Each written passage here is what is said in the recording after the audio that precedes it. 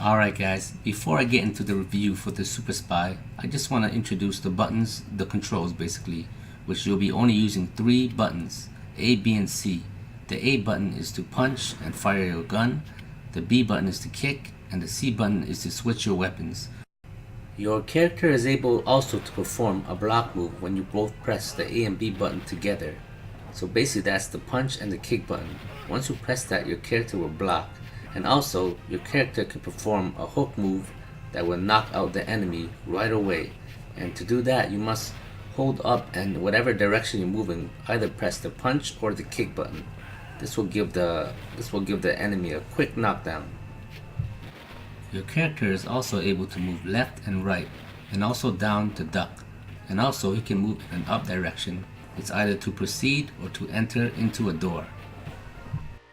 You will also come through multiple doors, which in these doors you would find different type of characters like scientists, doctors, and just regular people in the building. Some of these characters that you interact with will tell you something about what's going on, and also some of them will actually help you and heal you. Some of them will actually even give you weapons like a machine gun or a brand new knife. There are also rooms with maps that will indicate where you are on the floor. Now let's talk about the combat. Basically the combat is pretty much simple. You get a knife or you get a pistol. The machine gun you also get if someone gives it to you. So basically for the knife, all you do is just basically one movement. You just stab the opponent. And also for the gun, you just shoot it as a normal gun. You get 12 bullets. And also when you get the machine gun, you also get 12 bullets.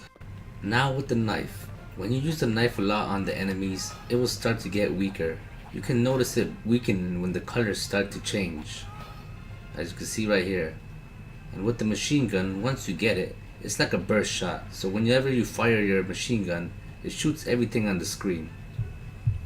Now, for a game released in the 1990s, the graphics are really nice. I was really impressed to see the character design, the enemy design, all the different type of looking characters, even though some of them are the same with just different colors.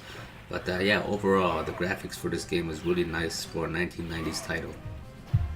The game also features 2 halves. In the first half of the game, it actually takes place in a factory, and in the second half, it takes place in a 16th floor building. In the second half of the game is actually where you're gonna meet the 6 bosses that you're gonna have to beat, and you're gonna have to work your way up all the way to the 16th floor until you meet the last boss.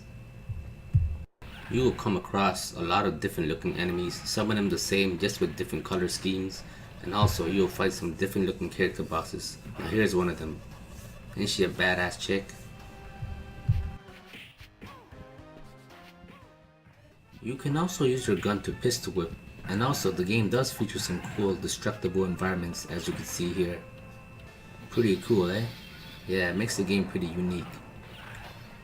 And also for the review, I want to be using the HMZ T1.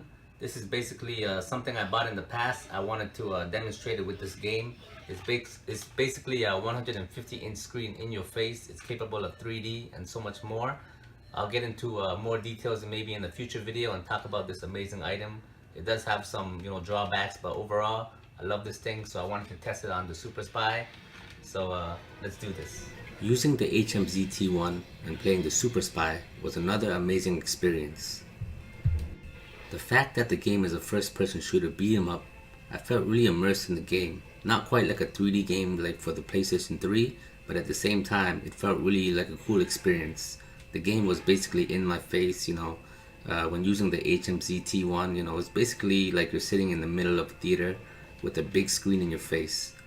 And I was just knifing and gunning my way right through all these terrorists. I felt like a badass. Not really a super spy. The fact that there's nothing really stealthy about the game. Maybe just ducking cameras. But overall, yeah, the experience on the HMZ T1 was really immersive.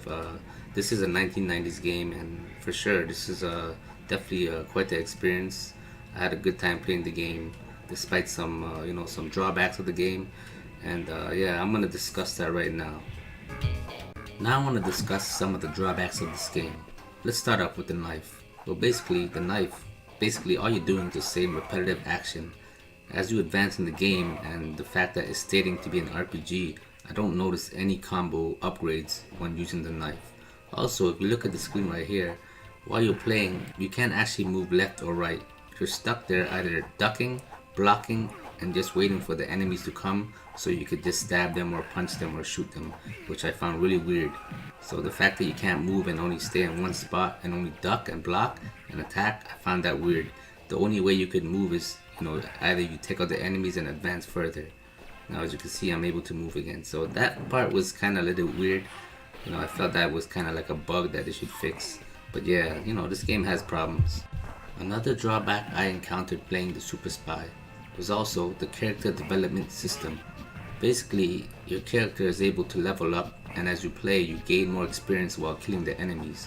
What I noticed in the game is, while I advanced and my character got more experience, like in a higher level, it felt the same. I didn't feel no difference. I never felt more powerful. I think what they should have done is add, as your character develops and gets stronger and levels up into a higher level, they should have gave him more combos with the knife, another move, and I also think they should have added more weapons. And if they did all that, that would have been pretty badass. That's why I feel this game deserves a remake, man. Just imagine, a new Super Spy, next gen console.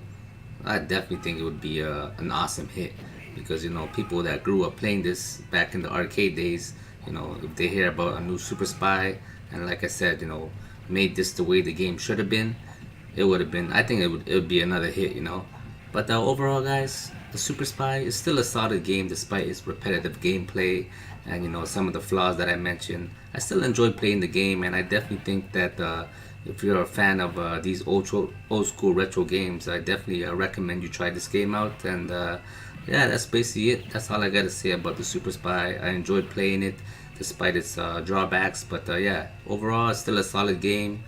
Definitely, if you haven't played this game, definitely check it out.